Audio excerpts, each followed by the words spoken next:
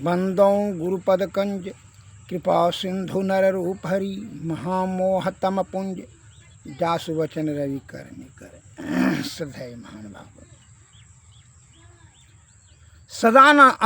नदानुसंधानम समदक्षिणा वासना तुया निरंजने विलियते मनोवायुनो संशयः। अर्थात नाद के सतत अभ्यास से वासना छिन्न हो जाती है और मन तथा प्राणवायु निरंजन निर्माया में लय हो जाते हैं, इसमें संशय नहीं है। श्री सद्गुरु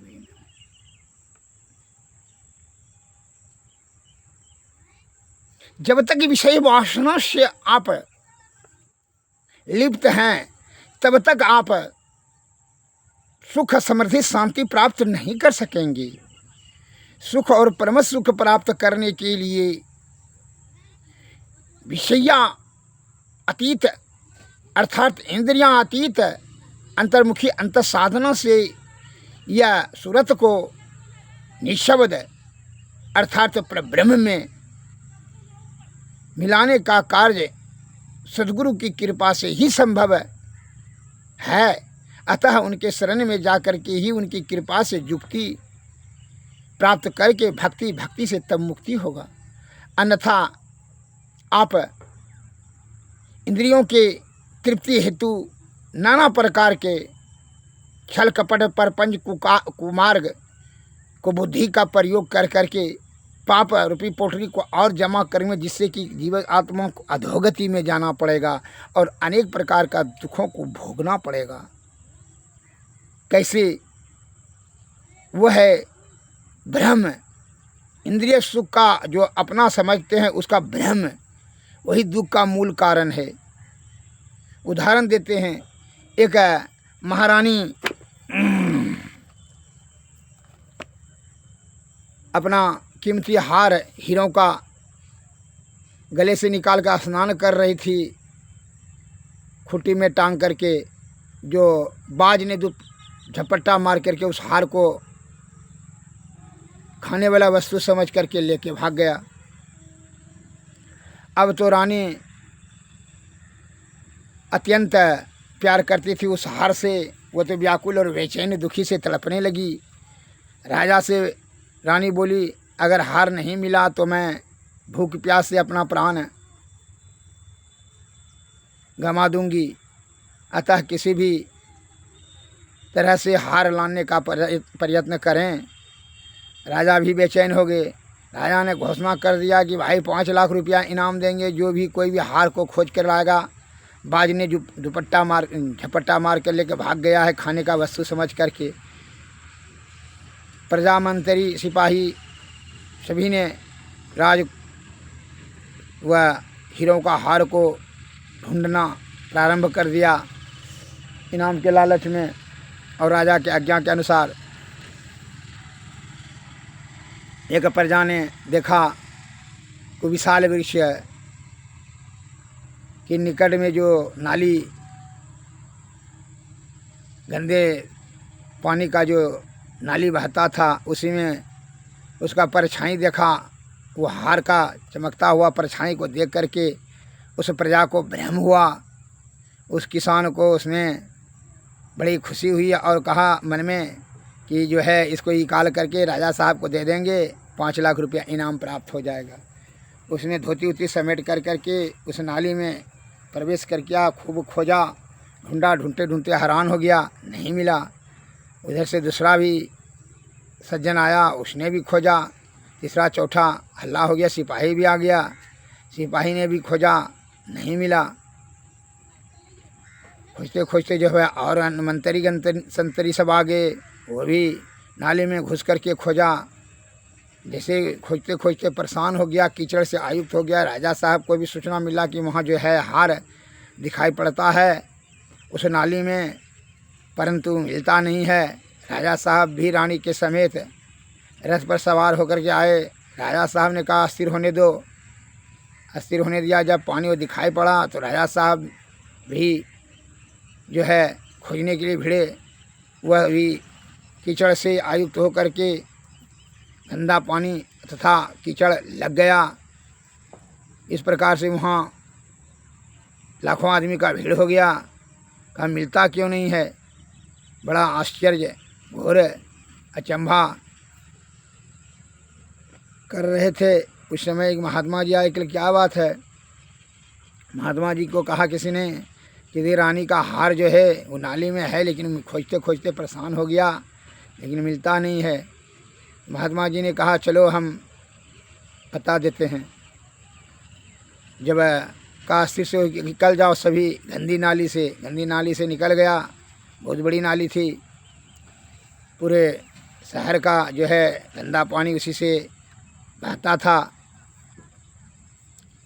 मलमूत्र का पसीना तथा और गंदा वस्तु का बहाव होने के कारण बड़ी दुर्गंध युक्त नाली हो रहा था। जब अस्थिर से देखा पानी तो महात्मा जी ने समझ लिया। खोजते खोजते तुम लोग हैरान हो गया। कहा जी महात्मा जी ने ऊपर की ओर देखा तो विशाल वृक्ष के ऊपरली टहनी पर उस हार को, महात्मा जी ने कहा वहाँ ऊपर में है हार। वृक्ष के ऊपर चढ़ करके उसको उतारो।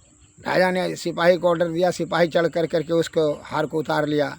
बड़ा प्रसन्न हुए राजा साहब ने 5 लाख रुपया महात्मा जी को इनाम देने लगी। महात्मा जी ने कहा मुझे इनाम की कोई आवश्यकता नहीं है। केवल और आश्चर्य करते हुए राजा साहब ने कहा यह कैसे आपको महात्मन ज्ञात हुआ कि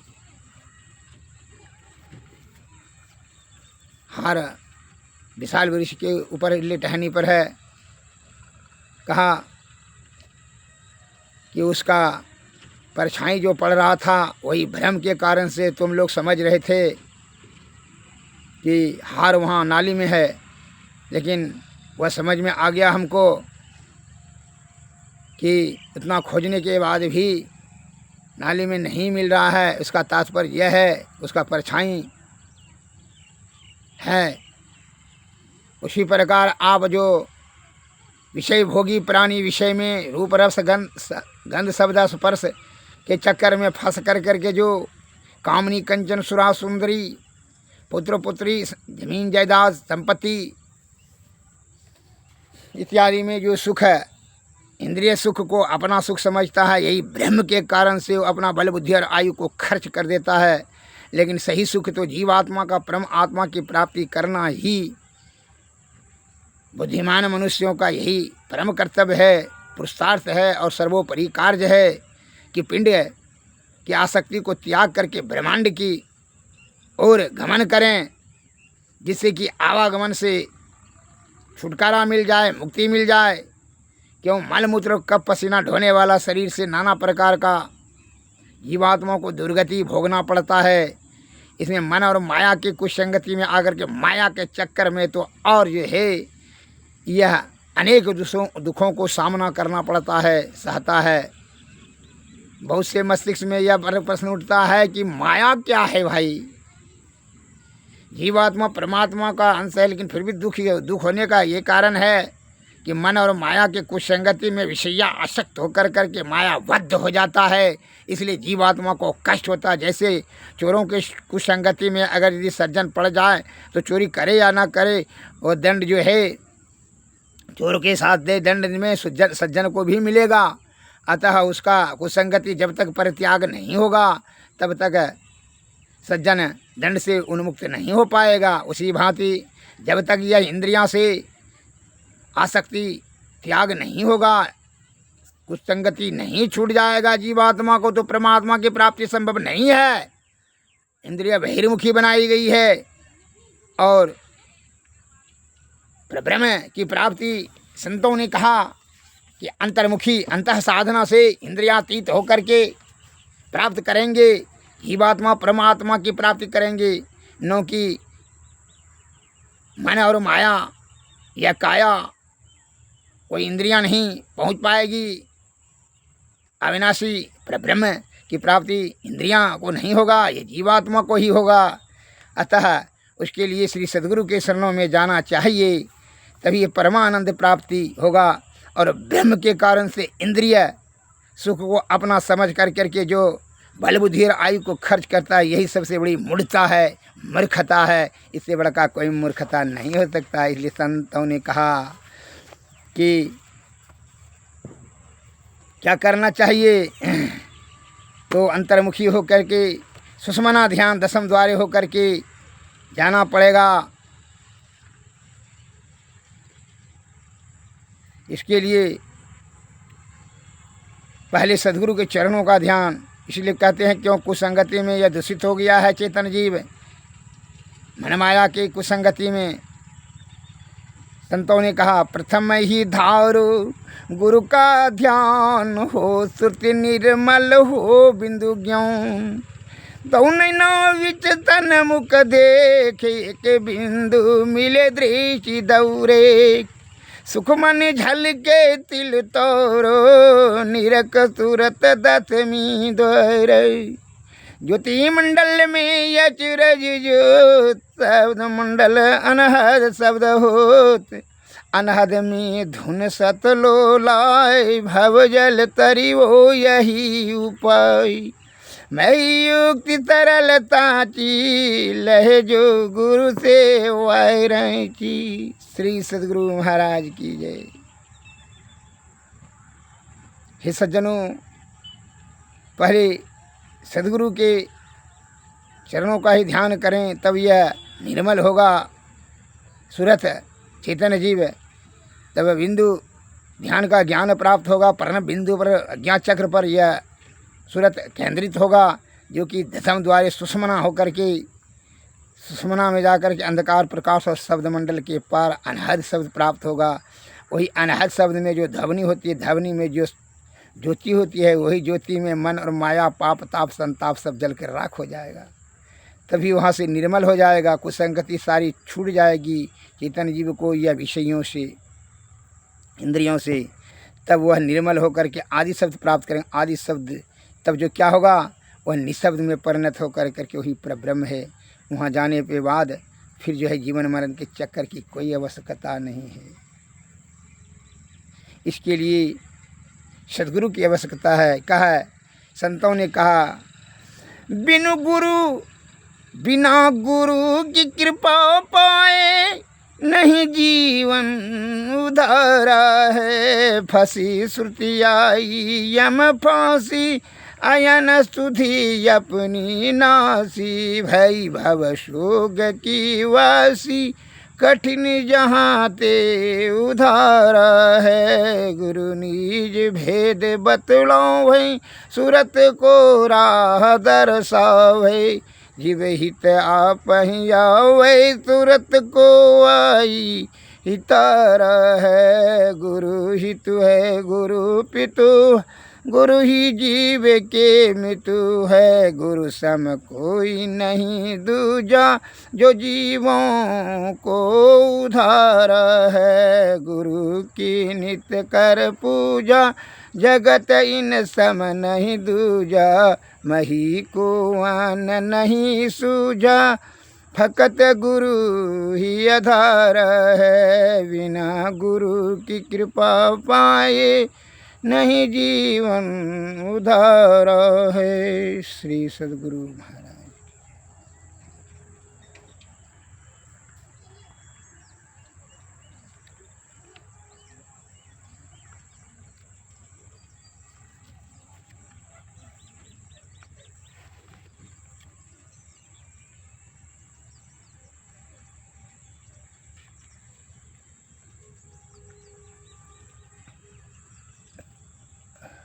सूरत चढ़ संहारो अधर चढ़ाओ, झिलमिल जोत जगाओ री, तारो जल के दामनी दम के, दीपक ज्योति उगाओ री, चांदनी चंद सुर परखो, आत्म अनुभव पाओ री, पाँच तीन मन न्यारा हो के, सत शब्द मिल जाओ री, शांति लाभ का यतन यही है, सब संतन ने गायो री, देवी साहब प्रचार करे, यही में ही गाय सुनायो री, सूरत समारो अधर चढ़ाओ, झिलमिल ज्योत जगौरी। श्री सद्गुरु महाराज की।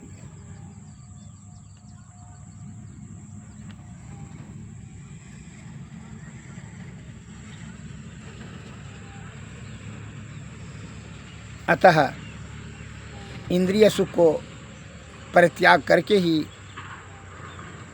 आप साधु की संगति, सत्संग, भजन, सद्गुरु के चरणों की सेवा से, उनकी कृपा से युक्ति प्राप्त कर, युक्ति से भक्ति, भक्ति से मुक्ति संभव है। इसके लिए सुषुम्ना में ध्यान करने की विधि आपको सद्गुरु की कृपा से जानकारी होगी। यही विधि जय भई भव पार, मोर गुरु भेद दियो। दृष्टि जुगल कर ले वही सुख मनियों में हो, देख भैया जब रंग रूप हजार, मोर गुरु भेद दियो। तम माजे फुटी फुटी ऐते पचा रंगवा हो, बिजली चमक ऐते तार। यही विधि जय वैभव पार, मोर गुरु भेद दियो। सुरती जे चढ़ी चढ़ी चांद निहारते हो, लगते सूरज ब्रह्म रूप। सुन धसिए श्रुति शब्द समयते हो, पहुँच मिलिए जैते सतसार। यही विधि जय वैभव पार, मोर गुरु भेद दियो। संतन के रैया भेद छिपल छल, बाबा कैलन परचार। यही विधि जय वैभव पार, तोहरे कृपा से बाबा हो देवी शाह। मही जग में फैल गेल भेद सार। यही विधि जय वैभव पार, मोर गुरु भेद दियो। श्री सद्गुरु महाराज। आरती तन मंदिर में कीजे, दृष्टि जुगल कर सन मुख लीजे। चमकई बिंदु सूक्ष्मयति जल, ब्रह्म ज्योति अनुपम लख लीजे। जगमग जगमग रूप ब्रह्मांडा, निरखी निरखी ज्योति तज दीजे। शब्द सूरत अभ्यास सरल तर, करी सार सवाद गही। ऐसी जुगति कया गढ़ त्यागी, भव भ्रम भेद सकल मल छीजी। भव खंडन यारत यह निरमल, में अमृत रस पीजी। आरती तन मंदिर में कीजे, दृष्टि जुगल कर सन मुख दीजिए। श्री सद्गुरु महाराज की। श्री सद्गुरु ने नमस्कार। जय हिंद।